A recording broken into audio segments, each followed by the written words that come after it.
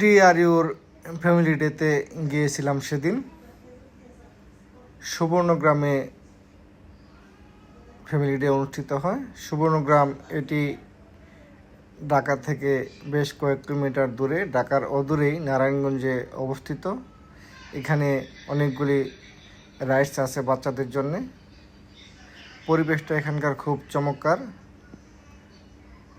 বাচ্চারা রাইডসে উঠে মজা করেছে, বড়রা উঠেছে।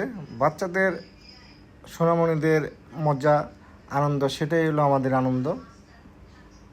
স্নেহা এবং রায়ানকে আমরা দেখতে পাচ্ছি একটি রাইডসে উঠছে, তারা খুব মজা করছে,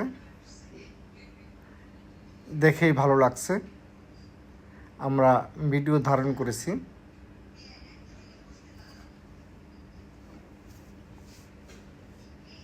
চমৎকার পরিবেশ এখানে,